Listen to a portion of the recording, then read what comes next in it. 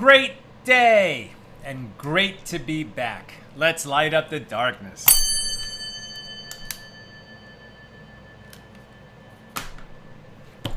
Who's in the house? Bill in mid-Missouri, Sharon in Lebanon, New Jersey, welcoming me back. Thank you, Sharon. Stephen, skipped on me. Stephen in Maine, Ryan in Jacksonville, Bella in Florida, Yehudit in Florence, Shandor in the Bronx, Paul is in the house, Melissa in Great Neck, Leon in Illinois, Belle, shalom and welcome back all. Ella's in the house, Debbie in New Jersey, Marjorie in Georgia. Welcome everybody. I really missed you. Had the surgery on Tuesday. I've got the sutures and the putty in my mouth. So, my mouth might get tired at a certain point. I'll just try to pause. But definitely, getting on the mend and so happy to be back. All right, so obviously we've fallen behind a few pages. Today we'll start to make our catch up. So we're going to do a highlight show and cover the highlights of 4 dafs. Pages 61 through 64 here in Tractate Gittin, the 19th volume of the Talmud. Generally speaking, the laws of divorce. And finally, we're going to get back to divorce during this day. So we pick this up with Mishna number 9 in chapter 5, and then we're going to get into chapter 6 today and get back to the laws of divorce. So let's do it.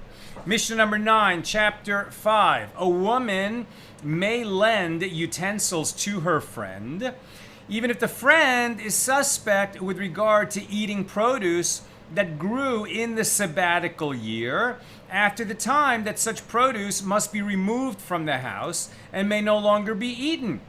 Right? Produce, when we're observing the Sabbatical year, when the temple is standing in the Holy Land, in the 7th year, the farmers don't plant their fields, and so you can't eat produce that from that field after a certain time.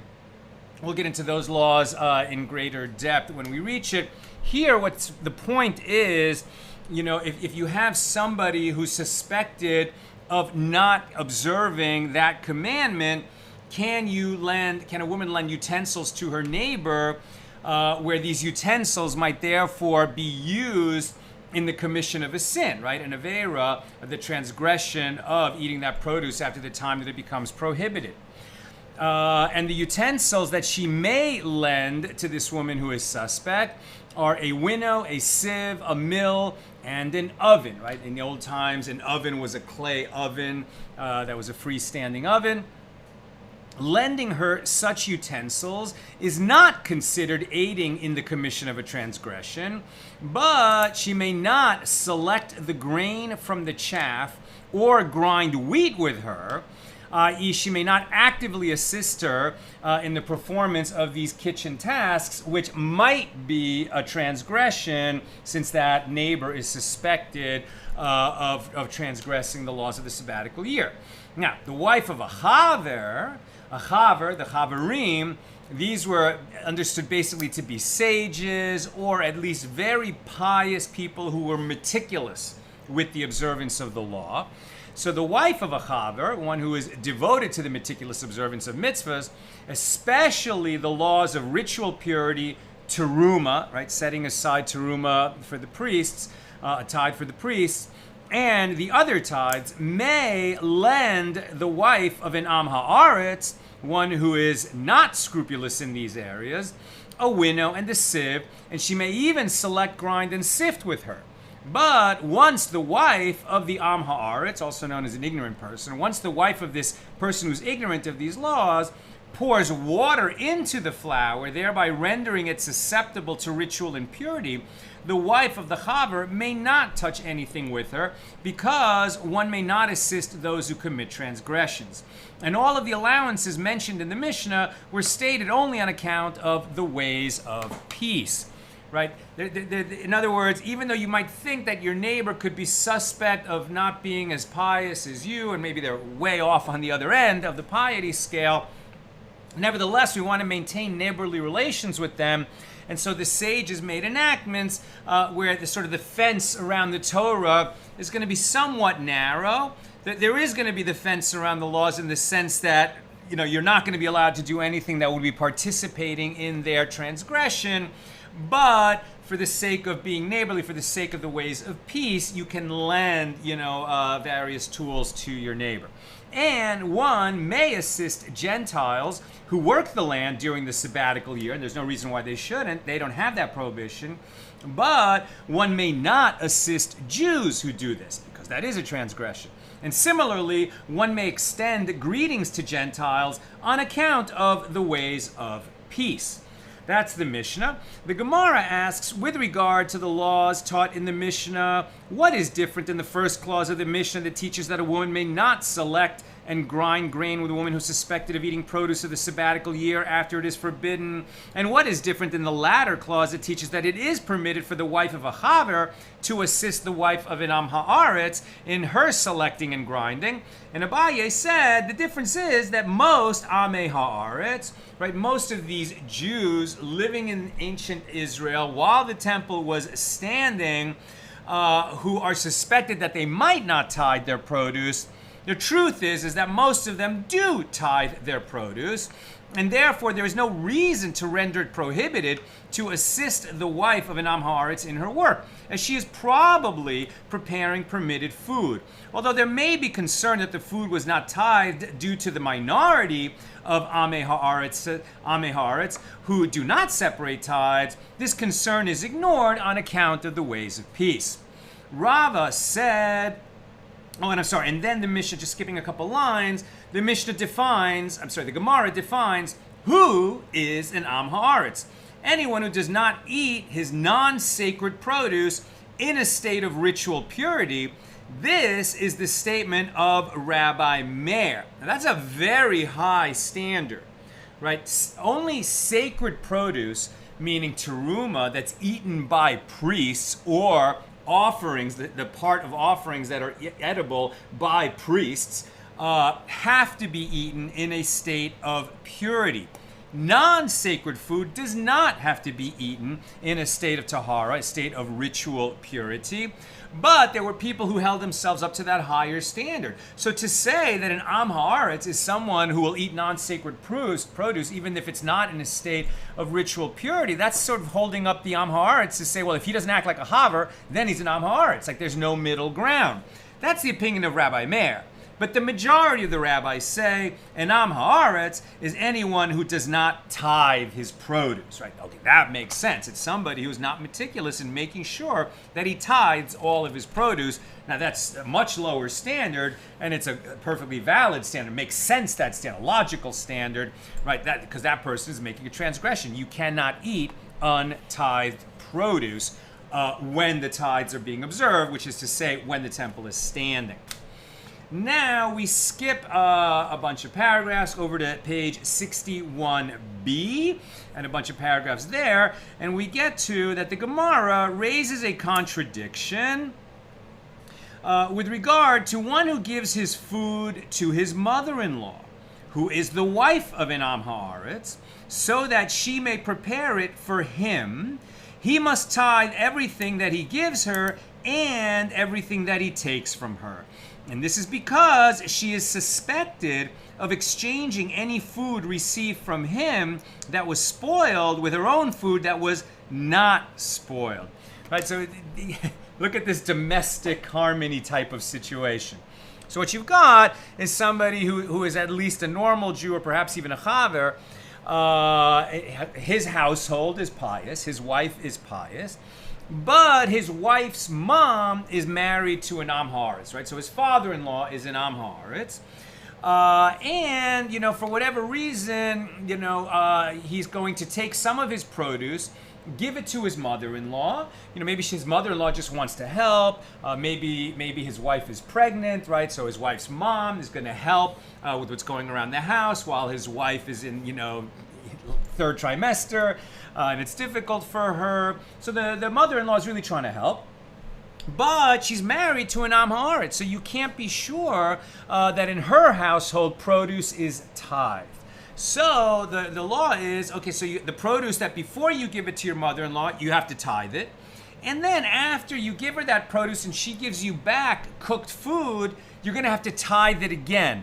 Why? Because there's a concern that the food went into her house, some of it was spilled or messed up or something. So even though you said to her, listen, I don't want you to use your own produce, we're operating at this a little bit higher level, more rigorous level. So please only use food from our house when you're preparing it. And maybe she's, okay, and so you give her your own produce, but maybe while she was cooking, some of it fell on the floor, some of it spoiled, and she doesn't, want to embarrass herself or her daughter, so she'll just replace what was spilled with some of her own produce to make up for it. But that produce, because it's from the household of her husband, your father-in-law, who is an Am Haaretz, it might be untithed, right? And so that's why when she gives you the cooked stuff back, you need to tithe it again. Now, what's the law? That's what the Gemara says, where the law came out. If one gives bread to be if one gives bread to be baked, or a dish to be cooked, to his mother-in-law, or to his neighbor, who are Amei Haaretz, he need not be concerned that what he receives in return may contain tithe or sabbatical year produce. And this applies only if he gave her everything required for cooking or baking, including yeast and spices.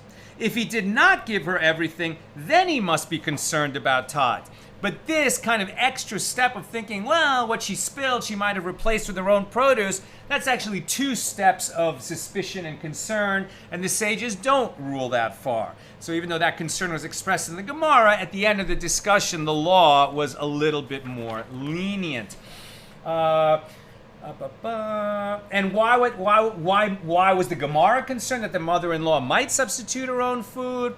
There was the concern of that which was explicitly taught in the Mishna that Rabbi Yehuda said his mother-in-law wants what is good for her daughter, that she not eat anything that is spoiled, and she is ashamed before her son-in-law to tell him that he had given her something that was spoiled. And for this reason, she might not tell him that she exchanged the food. But as the halakha was eventually ruled, we don't have that concern. Okay, we skipped some more pages. Now we're on 62a, toward the bottom of the page and toward the end of chapter 5. Now the Mishnah teaches that one may assist Gentiles who work the land during the sabbatical year, when Jews are not permitted to do that. And the Gemara asks, may one really assist them? But didn't Rav Dimi Bar Shishna say in the name of Rav, one may not hoe with a Gentile during the sabbatical year, and one may not double the greeting extended to a Gentile, saying shalom, shalom. And the Gemara answers, no, one may not actually help a Gentile in his work, but it is necessary to state that one may merely say to them, be strong, as in that incident where Rav Yehuda said to Gentiles in such a situation, be strong. And Rav Sheshes said to them, well done. Statements of this kind are certainly permitted. So what they're talking about is when the sabbatical years are being observed and you're in a sabbatical year in the land of Israel, and there's a Gentile who owns land in the land of Israel. So he doesn't have the sabbatical year restriction. The Jew does. So the question being asked is, well, can you help the Gentile farm his land?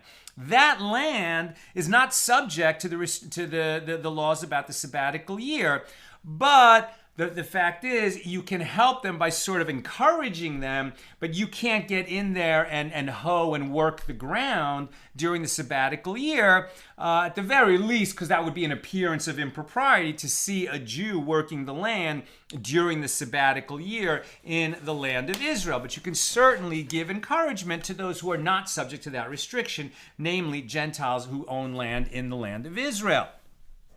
And it was stated above in the name of Rav that one may not double the greeting of shalom extended to a Gentile. The Gemara relates that Rav Chizda would greet Gentiles first, so that he would not have to respond to the greeting extended to him with a twofold shalom. And Rav Kahana, by contrast, would wait for their greeting and then say to them, peace to my master, thereby freeing himself from having to say shalom twice. Now, remember that the context that we're talking about, we study the laws now, 2,000 years later, and the law is the law, and we'll read, a bit of the halacha about this, but especially imagine the context there. This was Israel during the Roman occupation, the Roman oppression. It was very dangerous to have any kind of interactions with the Gentiles. And truthfully, after the temple was destroyed and the exile began, even though there were Jews living in the Holy Land, but still in all the thousands of years since then, it was very rare in history that Jews weren't in danger in the lands of the Gentiles. I mean, American history, even here, there's certainly been a lot of anti-Semitism and dangerous anti-Semitism, but not as dangerous as in so many other times and places. You hear many stories, Hasidic stories in the 17, 18, 15, 16, 17, 1800s, in Ukraine, in Poland, in the Russian Pale of settlement, where the Jews were subject to the mercy of the poritz, the local landowner. So, the manner of little passing interactions that you would have, it wasn't just a non-Jew, right? It was a person who could kill a Jew and probably get away with it, right? So it's a very dangerous person that you were talking about. They're going to make laws that, aren't always about dangerous situations. And there's other aspects that are involved in this because especially the Gentiles that are being talked about here are idolaters, right? And so the Gentiles involved here were involved in the biggest sin there is in the Bible alongside murder and rape. And that is idolatry, right? Which is a capital sin. Okay, so just keeping that context in mind, they're being very careful, to keep those relations peaceful and friendly and harmonious. And I guess it was a thing then that if somebody says shalom to you, the typical thing would be to say shalom, shalom back. I mean, usually we say shalom aleichem, and the answer is alechem shalom. But I guess there was a time when the typical custom was to say, when someone says shalom to you, to say shalom, shalom back to them. And that's a problem as we read. Now, the Mishnah teaches that one may extend greetings to Gentiles on account of the ways of peace. And the Gemara asks, now that it is taught that one may assist them, at least by encouraging them when they are working their land during the sabbatical year, is it necessary to say that one may extend greetings to them? That's obvious. Rav Yeva said this law is necessary only on their holidays. As it is taught in a baraisa, a person may not enter the home of a Gentile on his holiday, right? Don't think modern times, think the holiday like Saturnalia or Calenda, which were big holidays in the Roman calendar, when they would worship their pantheon of gods in all kinds of, from our legal standpoint, outrageous ways. Right? So that's the kind of thing that we're talking about. Very idolatrous were these holidays. So a person may not, right? Rav Yeva said, is necessary on their holidays. As it is taught in a baraisa, a person may not enter the home of a Gentile on his holiday and extend greetings to him, as it appears that he is blessing him in honor of his holiday. If he encounters him in the market, he may greet him in an undertone and in a solemn manner so that he does not appear to be rejoicing with him. And that way having aroma of participating in idolatry. Now, with regard to the matter of doubling one's greeting, the Gemara relates that Rav Huna and Rav Chizda were once sitting when the sage Geneva passed by alongside them. And one of them said to the other, "We should stand before him in his honor, for he is a son of Torah." And the other one said to him, "But should we stand before an argumentative person?" So this guy Geneva, you should know a little bit about Geneva. We've discussed him before. He was a member of the first and second generations of Amoraim in Babylonia. And Geneva was one of the more colorful characters of that era. A sage of great stature, he was often visited in his home by the Amora Rav, in whose name he cites many of his Torah statements. The second generation of Amoraim quoted his statements with respect. While Geneva was a wealthy and powerful man, he was also a quarrelsome and contentious individual. And although the details of this incident are unclear, it is known that, although the details of this other incident are unclear, it is known that he had a serious dispute with the exilarch Mar Ukva, and it was only by virtue of Mar Ukva's moderation and judiciousness that the affair did not come before the Persian authorities. Ultimately, this contentious man Geneva was charged with a different offense by the Persian government, perhaps even plotting against the crown, and he was sentenced to death by those authorities. And the sages of the third generation cite his statements, always showing appreciation for his Torah while disapproving of his contentious conduct. So, once Rav Huna and Rav Chisda were sitting when Geneva passed by. And so one of them said to the other, we should stand before him in his honor, for he's a son of Torah. And the other one said, but should we stand before an argumentative person? In the meantime, Geneva approached them and said to them, peace be upon you, kings. Peace be upon you, kings. And they said to him, from where do you know that the sages are called kings? And he said to them, as it is written with regard to the Torah in the book of Proverbs, through me, kings rule. Through me, meaning the Torah. Now Rav Huna and Rav Chisda said to him further, and from where do you know that we must double the greeting of shalom extended to kings? And he said to them, as Rav Yehuda says that Rav says, from where is it derived that one must double the greeting of shalom extended to a king? As it is stated, and the Spirit clothed Amasai, who was the chief of the captains, and he said, we are yours, David, on your side, you son of Yishai. Peace, peace, shalom, shalom be to you. That's 1 Chronicles 12:19, indicating that a king is greeted with a doubled shalom. So Rav Huna and Rav Chisda said to Geneva, does the master wish to say something? And Geneva said to them, so says Rav Yehuda, that Rav says, it is prohibited for a person to taste anything until he gives food to his animal, as it is stated in the verse, and I will give grass in the field for your animals, Deuteronomy 11:15, and only afterward is it stated in that verse, and you shall eat and be satisfied. I have yet to feed my animal, so I may not eat.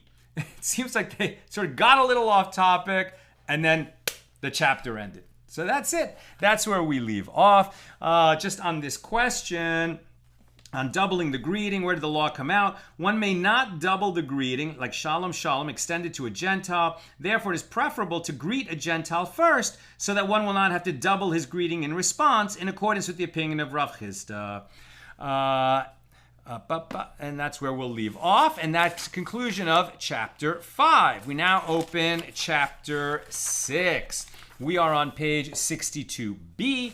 Here is Mishna number 1 of chapter 6. And we're finally getting back to the laws of divorce here in Tractate Gittin.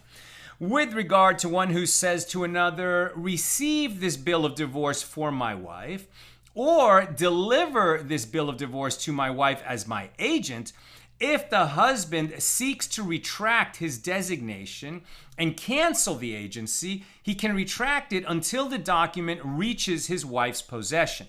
However, in the case of a woman who said to an agent, receive my bill of divorce from me, and the husband handed the bill of divorce to her agent, if the husband seeks to retract his decision to divorce his wife upon the receipt of the bill of divorce by the agent, he cannot retract it. It's too late. Once the bill of divorce is transferred to her agent, its legal status is like that of a bill of divorce that was handed directly to her, and the divorce takes effect immediately. Right? So remember that a divorce takes effect when a husband takes a get and hands it to his wife. He can appoint an agent to deliver it for him and deliver it to his wife. They're going to see a lot of nuances about that. So if he hands it to an agent, says, deliver this to my wife, and then he changes his mind that he doesn't want to divorce her. Okay, so if he can chase down that agent and stop him from delivering it to the wife, then he's not divorced. But if she appoints an agent to receive the get for her, then when the husband or the husband's agent hands it to her agent, at that moment it's like she received it and they are divorced from that moment on. Too late to retract after that. So therefore, if the husband said to the agent whom the woman designated to receive the bill of divorce, I do not want for you to receive the bill of divorce for her. Rather, deliver it and give it to her. So she appointed someone to be her agent and receive the bill of divorce. This agent came before the husband, and the agent says to the husband, okay, you can give me the bill of divorce and I will receive it for your wife. And the husband says, no, I don't want you to receive it for my wife. I want you to deliver it to my wife. So it's like the husband is taking her agent and redesignating her agent as his agent. Is he able to do that? Therefore, if the husband said to the agent whom the woman designated to receive the bill of divorce, I do not want for you to receive the bill of divorce for her, rather deliver it and give it to her, then if the husband seeks to retract his designation and cancel the agency, he can retract it until it reaches his wife's possession. Since the husband does not agree to have the divorce take effect upon receipt by his wife's agent, he changes the designation of the agent and designates him as his own agent for delivery rather than her agent for receiving. Therefore, the divorce takes effect only when the bill of divorce reaches his wife's possession. And that is the law. That's where the halacha came out. Rabban Shimon ben Gamliel says, even a woman who did not instruct the agent, receive my bill of divorce from me, but rather she says, take my bill of divorce from me. So she wasn't specific, right? If she says to her agent, receive it for me, then we know that when the husband or his agent puts the bill of divorce in the agent's hand, he has received it for the wife. The divorce takes effect. But if she says, take the bill of divorce for me, that's not the same as receive. So what she might be saying is, okay, when my husband or his agent gives you the bill, you continue the delivery process and bring it to my hand. What she hasn't appointed him as an agent for receiving. She's really only appointed him as an agent for delivery. So Rabban Shimon ben Gamliel says, even a woman who did not instruct the agent, receive my bill of divorce from me, but rather says, take my bill of divorce from me, thereby designates the agent as an agent of receipt on her behalf, according to Rabban Shimon ben Gamliel. Therefore, if after handing the bill of divorce to the agent, the husband seeks to retract his decision and cancel the agency, he cannot retract it. It's too late. But Rabban Shimon ben Gamliel is in the minority there. That is Mishnah number 1 of chapter 6. We continue skipping forward because we're doing 4 pages today and we're covering highlights. Here's a law along the way that's on page 62b. I'm just reading the halacha, not the discussion in the Gemara. Both a man and a woman are eligible to serve as an agent for delivery and as an agent for receipt of a bill of divorce. However, neither a Gentile, nor a slave, nor a deaf-mute, nor an imbecile, nor a minor can serve as an agent. And the Rashba maintains that the status of a slave with regard to serving as an agent for delivery is uncertain, and the ruling is to be stringent in case somebody used a slave as an agent of receipt. Then we have to be concerned that the divorce went through. But normally speaking, what they're saying is that a Jewish man or a Jewish woman can serve as an agent for delivery or receipt for a Jewish man or a Jewish woman who are in a divorce proceeding. Meaning that the only people who can serve as agents for receipt and delivery are people who are subject to the same laws as the husband and wife who are divorcing. Skip down a little bit, all still on 62b. It was stated that if a woman says to an agent, bring my bill of divorce to me. And the agent then says to her husband, your wife said, receive my bill of divorce for me. And the husband hands him the bill of divorce and says, here you are, as she said. So what's going on here is that the agent either misunderstood or misrepresented the agency to which the wife had appointed him. She said to the agent, bring the bill of divorce. So she appointed him as a delivery agent, not as an agent for receiving. Again, very important distinction. If she appoints him an agent for receipt or an agent for receiving, that means that when the husband hands the bill of divorce to the agent of receipt, the couple are divorced at that moment. But what she appointed the agent to be was just somebody who would bring the get to her. And only when the agent gave it to her in her hand would the couple become divorced. But this agent, again, either misunderstood or misrepresented, told the husband, I am an agent of receiving. Not what the wife said, but that's what the agent tells the husband. So the husband says, okay, here's the get. As far as the husband is concerned, he is now divorced because he handed the get to an agent of receiving. So what happens? Where am I? Okay. So the agent says to the husband, your wife said to me, receive my bill of divorce for me. So the husband hands him the get and says, here you are, just as she said. So about this, the Amoraim, the sages of the Gemara, engage in a dispute as to what is the law. Is the law determined by what his wife said, in which case the divorce takes effect only when the bill of divorce reaches her possession? Or is it determined by what the agent said, in which case the divorce takes effect when the bill of divorce is handed to the agent?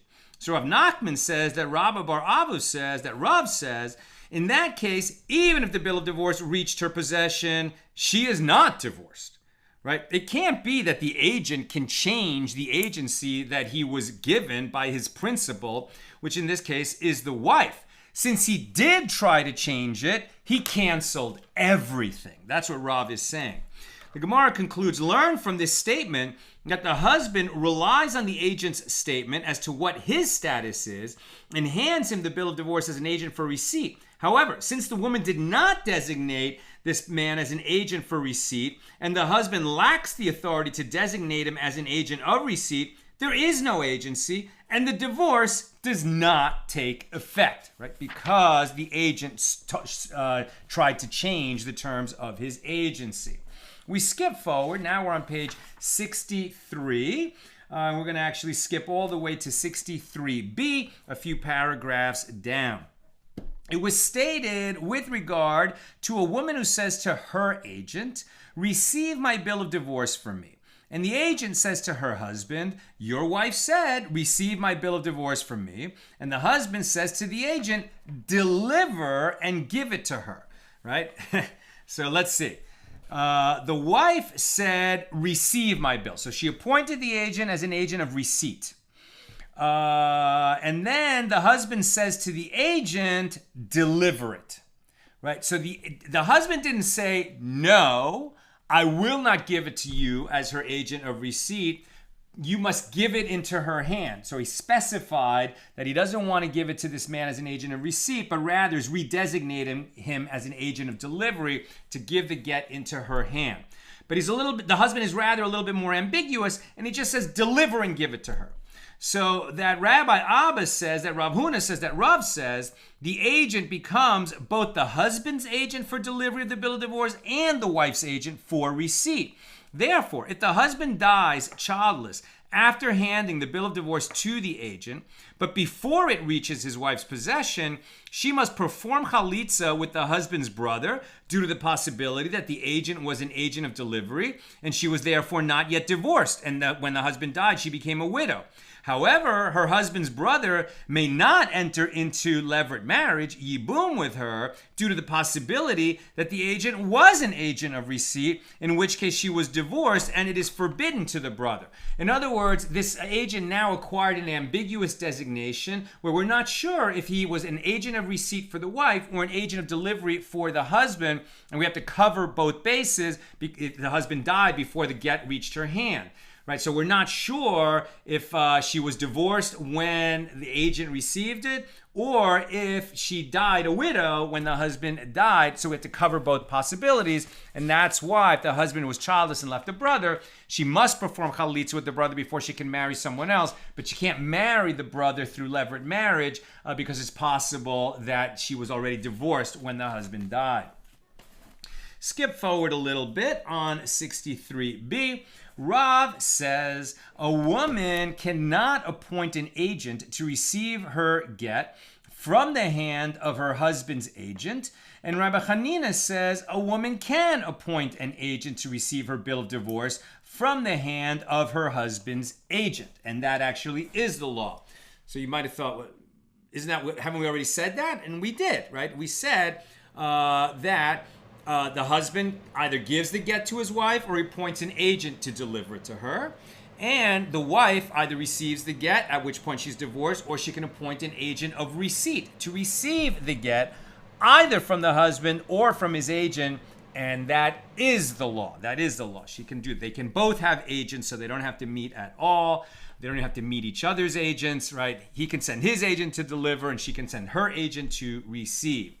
Now the Gemara asks, what is the reason for the opinion of Rav, who said that she cannot appoint an agent to receive a get from his agent? And the Gemara answers, if you wish, say, it is due to the fact that her unwillingness to receive the document directly from her husband's agent could be construed as a display of contempt for her husband. Or, if you wish, say instead that it is a decree issued due to her courtyard that comes into her possession thereafter. Now, interestingly, we see that that's not the law. She can appoint an agent of receipt to receive from her husband's agent of delivery. But the reason that Rav might have said she can't do this is because of a comparison to a different law altogether. And that is the law where a husband writes a get for his wife and he hasn't delivered it to her. Now, one thing that a husband can do, like, what does it mean to deliver it to his wife? Maybe she won't take it, right? Maybe she will just not take it from his hand. So how close do you have to get to sort of like, is it like a process server? Like if you touch her with the paper, has she then, legally received it? Well, one way that you can say that she has received it, and again, remember that handing a woman a get has to happen in the presence of witnesses. But one way that you can divorce the woman is if you place the get in her courtyard, a courtyard that is owned by her. If you place the get in her property, in her courtyard, then that's like giving it to her, and witnesses see that, so then the divorce has gone through. What if the husband places the get in a courtyard, and then the wife purchases that courtyard with the get in it? Are they divorced? That's the question that they're now comparing this law of his and her agents for the transmission of the get. So if you wish, say instead that Rav's decree was issued due to her courtyard that comes into her possession thereafter. If a husband places a bill of divorce in a courtyard that does not belong to his wife, and his wife then purchases the courtyard, the divorce does not take effect because the husband neither gave the bill of divorce directly to his wife, nor did he place it in her property. Her subsequent purchase of the courtyard is tantamount to her finding and taking the document, which is not the same as having it delivered into her hand. So the fact that she finds a get that was written to her does not a divorce make. In this case, too, the woman designated her agent for receipt, who in this sense is comparable to her property or her courtyard, subsequent to her husband's handing the bill of divorce to his agent of delivery. Were the divorce valid in this case, one might mistakenly conclude that divorce is likewise valid in a case where he placed the document in a courtyard that she subsequently acquired. Because the cases are somewhat comparable, they're guessing that maybe Rav made this decree that they can't have his and her agents because others might come to mistake that permission to do that with a permission or, with a decree that she is divorced when she acquires a courtyard that happens to have her get in it. But we're not concerned about that, and the law does not follow that decree. Now, the Gemara asks, what is the difference between these two reasons? Right? Why did Rav say that she can't appoint an agent to receive the get from her husband's agent? Two reasons were given: because it shows contempt for her husband, or because of comparison to the law of the courtyard. So what is the practical difference between these two reasons? We're guessing what was Rav's reason for the decree. What would be the practical difference between these reasons? So the difference between them is in a case where she first appointed an agent from the outset before the husband designated his agent for delivery. That case is not at all comparable to the case of a courtyard like that a woman purchases after the document is placed there. However, the concern remains that it could be construed as a display of contempt for her husband. And the Gemara relates, there was a certain man who sent a get to his wife, and the agent went and found her while she was sitting and kneading bread. He said to her, "Here you are, take your bill of divorce." She said to him, "My hands are covered with dough, and therefore let the get be in your hand." i.e., you, my husband's agent of delivery, you can now act as my agent of receipt. Accept that, fine, I'll take the get, but you take it for me as my agent now, sort of, you were my husband's agent of delivery, now act as my agent of receipt, because I don't want to get, dough and egg and milk or whatever, egg and water and oil, whatever she has on her hands, onto the get, which is an important document that she needs to store. So what happens in this situation? Rav Nachman said, if it is so that the law is in accordance with the opinion of Rabbi Hanina, and she can designate an agent to receive a bill of divorce from her husband's agent, then I would perform an action with regard to this woman and rule that the divorce takes effect. Right? So it sounds like it's okay, since it's possible for her to appoint an agent to receive the get from her husband's agent. So why not say that, well, she can appoint her husband's own agent who brought the get to her to now be her agent and receive the get? Why not? Rava said to him, and if it is so that the law is in accordance with the opinion of Rabbi Hanina, would you perform an action with regard to this woman? In this case, as the agent did not actually hand her the bill of divorce. That's what the husband appointed his agent to do. Take this get and hand it to my wife. Did the agent hand it to his wife? If when he reached there, she said, okay, accept it for me. So what did he do? So he says, okay, I'm now acting as your agent, the wife's agent. I received the get from myself as your husband's agent. What would you like me to do with it? And she says, okay, just place it right there. But he acted as the receiver. That's according to the first opinion, right? According to Rav Nachman. But Rav is saying no. The husband, his instruction to his agent was, hand this get to my wife. The guy never did that. Because he never did that, he never completed the husband's agency, and until he completed the husband's agency, he cannot become the wife's agent in the same matter. Right, so Rav is saying, in this case, as the agent did not actually hand her the get, the agency was not completed, and consequently the agent did not return to the husband and report that he performed the task for which he was designated. By designating him as her agent before he completed the agency on behalf of the husband, the wife nullified the agent of the husband, and therefore this divorce did not take effect. Because it wasn't completed properly, it wasn't completed at all, according to Rava. So Rav Nachman and Rava had this dispute, right? Rav Nachman says it is a divorce, Rava says it's not. So they sent their disagreement before Rabbi Ami. And Rabbi Ami sent a response to them. The agency did not return to the husband, so the divorce does not take effect, per the opinion of Rava. And Rabbi Chia bar Abba says, we will consider the matter and then respond. Later, they again sent this issue before Rabbi Chia bar Abba, and he said all these times they continue to send questions. Just as the matter is uncertain to them, so too it is uncertain to us, and I do not have the resolution to the uncertainty. And the Gemara concludes, this is a case of uncertainty with regard to a matter of forbidden sexual relations, i.e. a question of whether the woman is still married or not. It's a hugely important question. Was the divorce finalized or not? Because if she thinks she's divorced and she's not divorced, then when she goes and remarries, she's not remarrying, she's committing adultery. And if the second couple has a child, that child is a mamzer. The stakes are enormous. Against that possibility, we're going to be very careful. So here, where we have a doubt whether she's divorced or not, we have to rule stringent in both directions.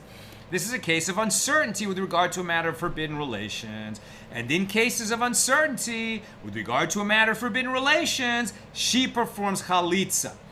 Meaning we consider that she is not divorced, and if the husband dies before the matter is completed, and he had no child, and he leaves a brother, she has to perform halitza with the brother, but she can't marry the brother in yibum. If the husband doesn't die before she can go marry someone else, they're going to have to, I guess, perform the get, deliver a get again, just to be sure that she's divorced.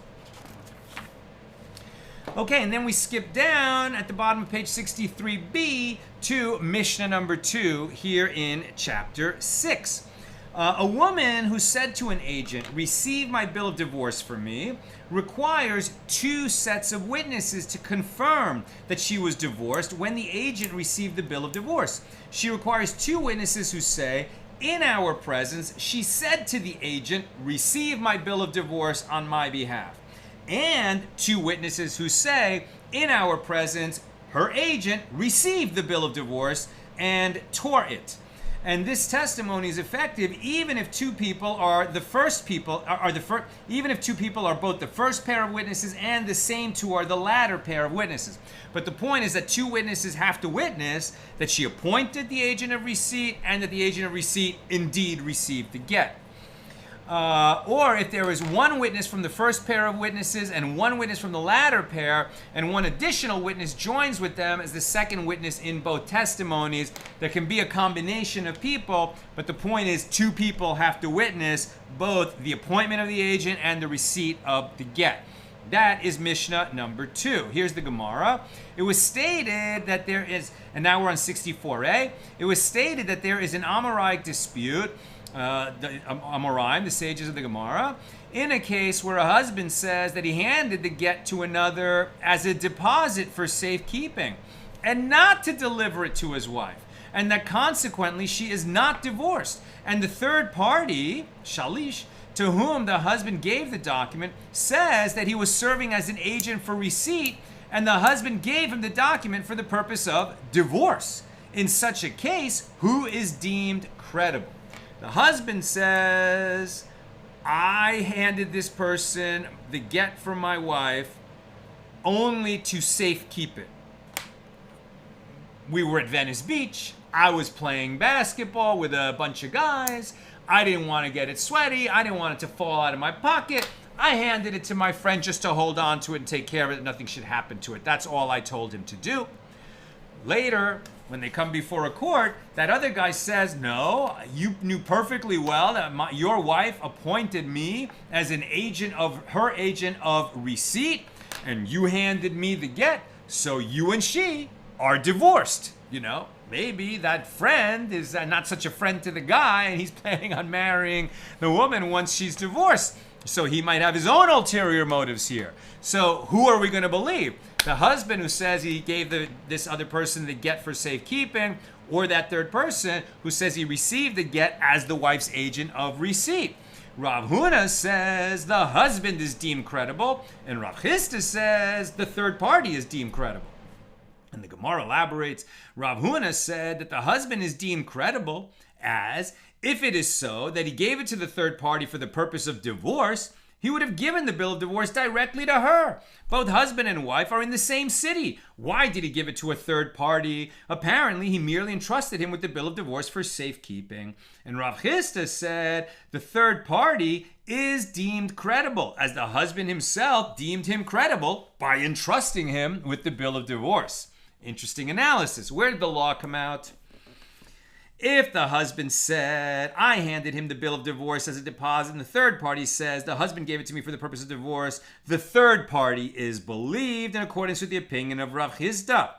Rabbeinu Hananel and Rabbeinu Tam rule that if the husband, the wife, and the third party are all in one city, then the husband is deemed credible. If they are not all in one city, then the agent is deemed credible in accordance with the opinion of Rav Huna.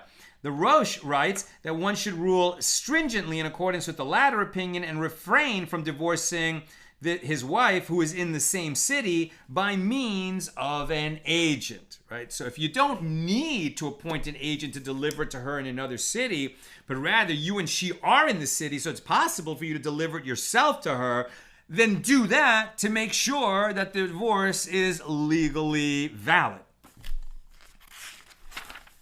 Now we skip a bunch of more paragraphs, and now we're on 64b, and now we read Mishnah number 3. Here, chapter 6, the Mishnahs are coming fast. Mishnah number 3 of chapter 6. With regard to a betrothed young woman, she and her father are each eligible to receive her bill of divorce, and the divorce takes effect at the moment that either of them receives the bill of divorce, and that is the law. Rabbi Yehuda said, 2 hands do not have the right to acquire an item on behalf of one person as one. Rather, her father alone receives her bill of divorce on her behalf. And there is another principle. Any female who is unable to safeguard her bill of divorce is unable to be divorced. All right, so this to the modern mind sounds a little crazy, but you don't have to go too far back in history to understand that parents arrange marriages for their children And very often they would arrange that marriage even when the girl was a child. It doesn't mean that as a child she would enter a wedded state with the husband. It meant that she was betrothed, right? And so as we've seen many times, betrothal under Jewish law is not like engagement under in secular culture, because betrothal, even though it is preliminary to marriage, right? It's before marriage. They're not living together yet. But once a couple is betrothed, she becomes prohibited to any other man. And if they break off the betrothal, she requires a get. They need a divorce because betrothal is like marriage in that regard. So while the girl is a minor, her father has the right to betroth her to, a future husband. If the guy changes his mind and doesn't want to go ahead and marry her, so he has to give the get. To whom does he give the get? Does he give it to the father? That's certainly permitted, since the father could betroth his daughter, but he could also give it to the girl. And that's going to count as a valid divorce, and the betrothal will be broken off. However, there's a limit to how young the child can be and receive her own get. She has to understand that she's receiving a get, and that she'd be old enough to understand its importance, and that she could safeguard it. That's the Mishnah number 3 here in chapter 6, the Gemara. The Gemara asked, with regard to what do the rabbis who stated the unattributed first opinion in the Mishnah, and Rabbi Yehuda, who says only the father can receive the get, in what matter do they disagree? And the rabbis hold the merciful one grants grants the betrothed young woman an additional hand beyond the hand of her father, who can receive the get on her behalf. And Rabbi Yehuda holds in a place, meaning a situation, where her father is alive, her hand is nothing, and she is ineligible to receive the bill of divorce unless her father dies. Now the Mishnah teaches, and any woman who is unable to safeguard her get is unable to be divorced. And the sages taught a minor girl who knows how to safeguard her bill of divorce can be divorced, and one who does not know how to safeguard her get cannot be divorced. And which is the minor girl who knows how to safeguard her get? It is any minor girl who safeguards her get and something else. So the Gemara asks, what is the Tana saying in the statement, who safeguards her get and something else? And Rabbi Yochanan says that this is what he is saying. Any minor who safeguards something else due to her get, i.e., she lost the get itself, but she guards something else that she mistook for her get. In other words, she might have made a mistake about her get, but she understands the principle of safeguarding, safekeeping, even if she can't read, let's say, but she knows that that's an important document. She confuses it with another document. Okay, so she understands that she needs to have that document. She's old enough to be divorced from betrothal. And the Gemara asks, what is the Tana saying? And Rav Huna bar Manoach objects to this.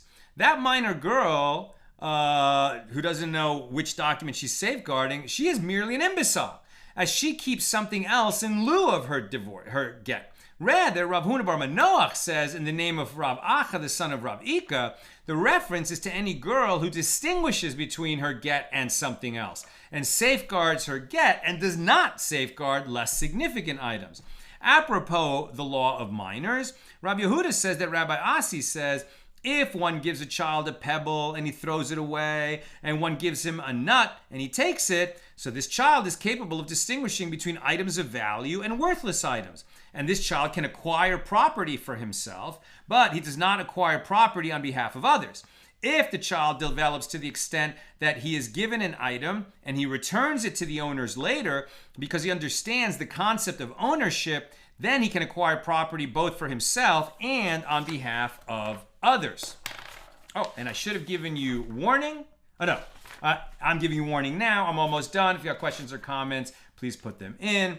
I'm actually going to skip forward to the end of the discussion of Mishnah number 3. I'm at the top of 65a and just completing the discussion of that Mishnah. And tomorrow we'll pick it up with Mishnah number 4. So the final Gemara discussion about Mishnah number 3, apropos the capacity of minors to acquire property, Rava says that there are 3 stages in the development of a minor. With regard to a minor who is given a pebble and he throws it away, but when he's given a nut, he takes it, he can acquire property for himself, but does not acquire property on behalf of others. With regard to a minor girl with the corresponding age of intellectual development, after the death of her father, she can be betrothed by her mother and her brother by rabbinic law and can opt out of that betrothal through refusal, right? If her father has died, then if she's old enough to understand what's going on, her brothers or her mother can betroth her, but she has a right of refusal.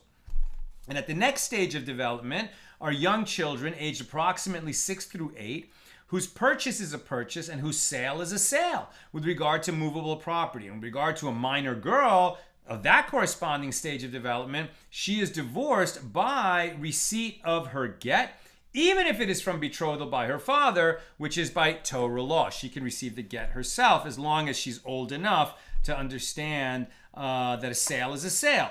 And a third stage of development is when the child has reached the age of vows, when their vows are valid vows and their consecration is a valid consecration.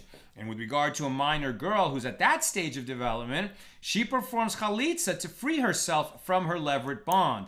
And with regard to selling his father's landed property, a minor cannot sell it until he will reach the age of 20. And that concludes our discussion of Mishnah number 3. Okay, we move fast. We did highlights of 4 pages, and we'll do some more multiple page shows, God willing, this week, and try to get ourselves caught back up with the Daf Yomi schedule. Okay, let's see if I can take a couple of questions. Bill, is it the assumption that a wife of an Am Haaretz, right, one who's ignorant of the laws of tithing, basically, is it the assumption that a wife of an Am Haaretz is necessarily an Am Haaretz? I just recall in my admittedly Gentile community growing up, the women were proverbially more scrupulous about religious matters than the men. And I can tell you that there's a teaching in the Jewish tradition that the level of the house is usually determined by the woman. Absolutely. So why would they say that there's an assumption that the wife of an Am Haaretz is an Am Haaretz? That's a great question. I don't know. I think that what they have to say is, okay, but she's married to an Am Haaretz, and particularly in the ancient world, where, we might understand, and the Gemara says things elsewhere like that thing that, what was the actress in the movie, My Big Fat Greek Wedding, right? The Greek mom is telling her daughter, the man is the head of the household, but the wife is the neck, and she turns the head any way she wants. And so, even though practically, some sort of folkloric understanding, a common sense, folk wisdom understanding, that's true. I think from a legal standpoint, since the husband is the legal head of the household, if he's an Am Haaretz, then I guess she is tarred with the same brush. And Joe, when the dishes come back, must they be dipped in a mikvah? What a great question. So we're talking about when one lends dishes, right? When the wife of a chaver lends utensils either to the wife of an Am Haaretz. So when the utensils are returned, do they have to be dipped in the mikvah? And I think the answer is no, because we only have to toivel our utensils when they're brought into a Jewish home, meaning out of the Gentile world, right? So when you buy something new or when you buy something used that might have been used in a Gentile's house and therefore might have been used, in some idolatrous practice, then it has to be toiveled before a Jew can use it in their home. But when you're just lending it to a Jewish home, even one of lesser, it's interesting. In modern times, we're not concerned about whether they're tithing or observing the sabbatical year. We would be concerned are those people eating kosher food? That's a huge problem. And so we would never lend a ceramic utensil for that reason. But if we lent them, a glass or metal utensil, I think you would have that concern. If you have that concern, then certainly you would have to immerse it in the mikveh. You'd have to toivel it. I'm not a rabbi, and I'm not sure what the law is here, so I'm just speculating. Right, so let's be sure about that. If you actually have this question where you're lent it to somebody who doesn't keep a kosher home, or you're not sure if they keep a kosher home, then that's a different question. But that question didn't come up here.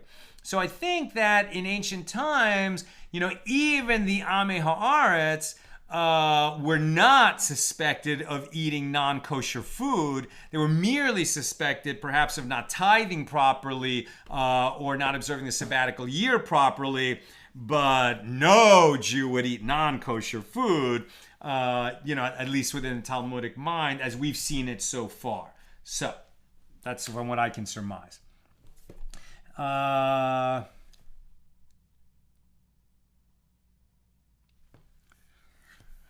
Okay, so Joseph says, if there is a God-fearing Gentile who decides to forsake idols, yet does not want to convert to Judaism, is this a status in which a Jew doesn't need to worry so much about their relationship to the Gentile? I mean, I think what you're really talking about there, within the Talmudic framework, is the ger toshav, right? So it's the resident alien, meaning that would be, in the ancient world, one who forsakes idols. What does that mean? He's not becoming a Jew. He's not worshiping idols. Who is he? He's a Noahide. Okay? So he is somebody who, and remember, like, no non-Jew needs to become a Jew to have a place in the world to come. We'll learn that in Tractate Sanhedrin, that righteous Gentiles, have a place in the world to come. They do not need to perform all the obligations because they're not obligated in the commandments the Jews are obligated in. They're only obligated in the 7 Noahide commandments. Now, the 7 Noahide commandments, there's a lot to them. Even though they sound simple, to know who God is, not to blaspheme, not to murder, not to steal, to establish courts of law, not to, engage in forbidden sexual activities, etc. But, especially to know who God is, right? To really do that requires study, right? So that to be a Noahide, you have to be engaged in some Torah learning. But if we're talking about such a person, I think there is just no problem at all, in terms of those kinds of greetings, that you would have that concern with an idolater under the rubric of that discussion. A Jew is still supposed to marry a Jew. You can't go marry a Noahide, but you can certainly be on the friendliest of terms. All of us should be on the friendliest terms with people who worship God. So there we are. And with God's help, we'll be together again tomorrow to continue on page 65 with Mishnah number 4 here in chapter